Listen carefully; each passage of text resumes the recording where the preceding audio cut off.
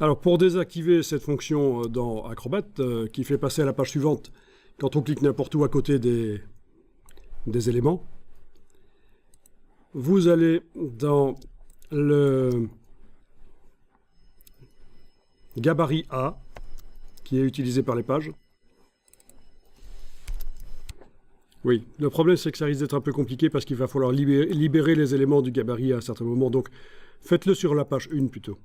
On reste sur la page 1 et allez dans la palette des calques. Dans la palette des calques, vous allez créer un calque que vous mettez en dessous de tous les autres. Et ce calque, vous allez le nommer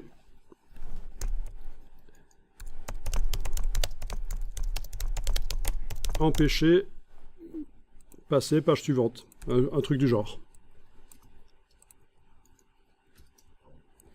Tous les calques sont verrouillés sauf celui-là. Vous allez tracer un rectangle sur toute la page.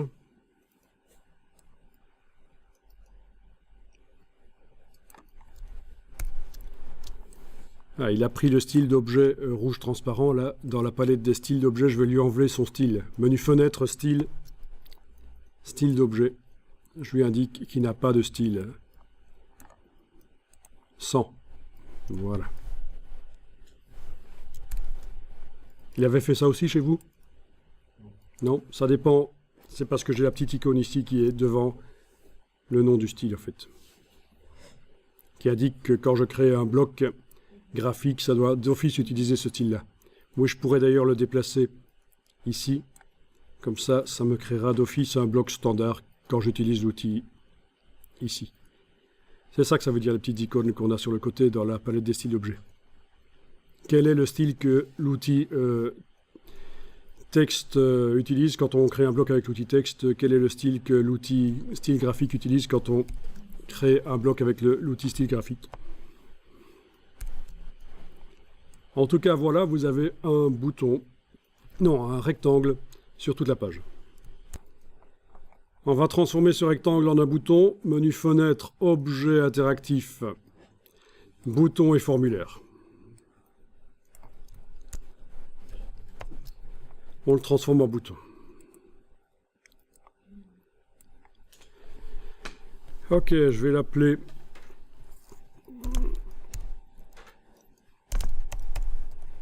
rectangle sur tout 1. Voilà.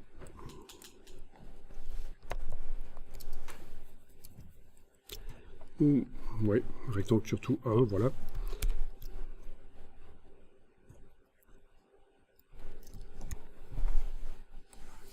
Donc dans la palette des calques, on a un bouton qui s'appelle rectangle sur tout 1. On va le dupliquer en l'amenant sur le bloc de feuilles.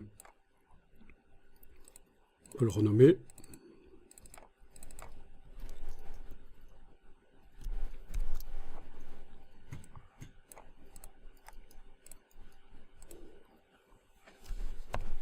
Ok, je le sélectionne comme ça. Avec le petit carré et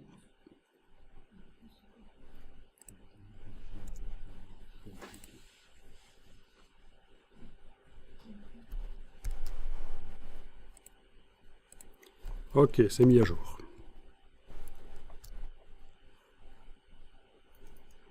J'avais mis un tiret.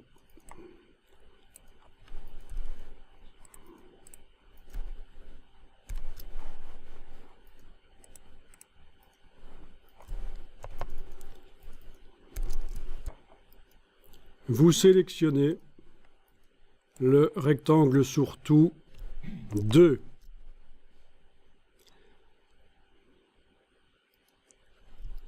Dans la palette boutons et formulaire, vous allez indiquer que ce bouton, rectangle sur tout 2, est masqué jusqu'au déclenchement. Donc au départ, quand on arrive sur la page, on ne le voit pas, il n'est pas là. masqué jusqu'au déclenchement.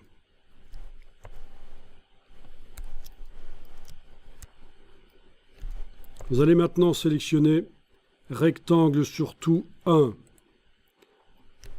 Donc je vous rappelle que pour sélectionner dans InDesign, c'est le petit carré. Donc la palette bouton me montre que je travaille sur rectangle sur tout 1.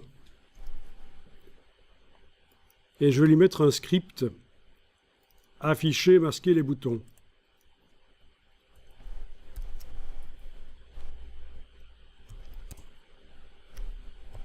Ce bouton, rectangle sur tout 1, quand on va cliquer sur lui, il va faire apparaître rectangle sur tout 2.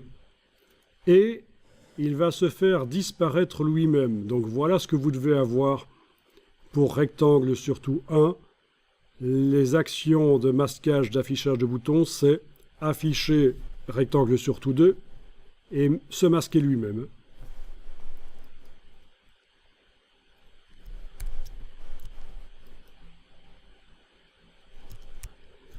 Vous allez sélectionner rectangle sur tout 2, donc avec le petit carré dans la palette des calques, vous sélectionnez rectangle sur tout 2. Et lui va faire l'inverse. Quand on clique sur lui, il va se masquer lui-même et il va afficher rectangle sur tout 1. Donc on a un système de bascule comme ça. Quand on clique sur le rectangle sur tout 1, il s'enlève de l'affichage et il affiche l'autre. Quand on clique sur l'autre, il s'enlève de l'affichage, il affiche le premier. C'est une boucle. Si vous ne faites pas de boucle, il va y avoir un bug au niveau de l'interactivité et le document, plus rien ne fonctionnera dedans. Et ça devrait suffire à désactiver la fameuse fonction de Acrobat qui fait passer à la page suivante. Donc, j'enregistre le document InDesign.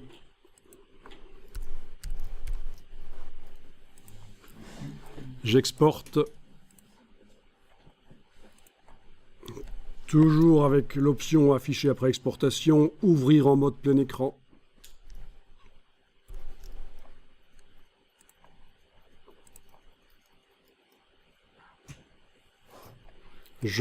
J'accepte le passage en mode plein écran, bien sûr.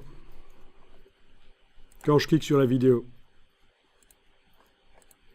elle est censée se lancer, elle ne se lance pas. Pourquoi? Extraordinaire. C'est toujours bien quand ça ne marche pas, alors que ça devrait. Ok, je retourne dans InDesign, on va voir d'où vient le problème.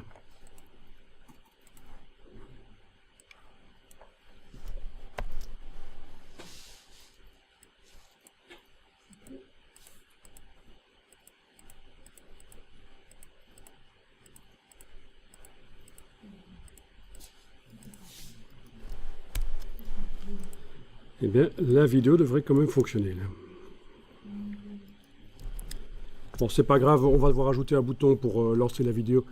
Apparemment, elle ne veut plus se lancer à cause de ce qu'on a fait. Bon. Ok.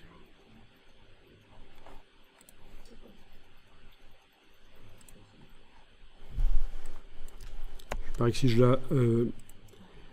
si je l'enclenche à l'arrivée sur la page, ça devrait fonctionner.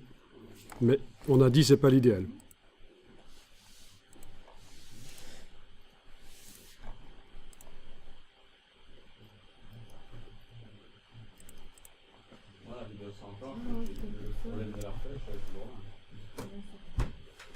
Donc la vidéo s'enclenche comme il faut.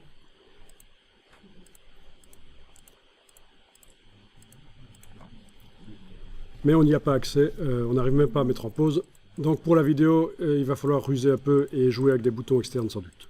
En tout cas, quand on clique n'importe où, on ne passe plus à la page suivante. Oui, donc tu avais l'impression que ça n'avait rien fait parce que tu avais gardé le fichier ouvert dans Acrobat. Et c'était l'ancienne version donc, que tu voyais encore dans Acrobat. Il faut bien penser à ça. Il faut fermer les PDF de Acrobat au moment où vous en réexportez un autre, pour que ce soit vraiment la dernière version qui s'ouvre dans Acrobat. Bon, voilà. Donc ça ne passe pas à la page suivante. Il faudra mettre un bouton qui nous permet de passer à la page suivante. Tant qu'à faire un bouton qui permet aussi de revenir à la page précédente. Et on va voir, on va mettre un bouton pour contrôler la vidéo par l'extérieur, puisque le skin ne fonctionne pas.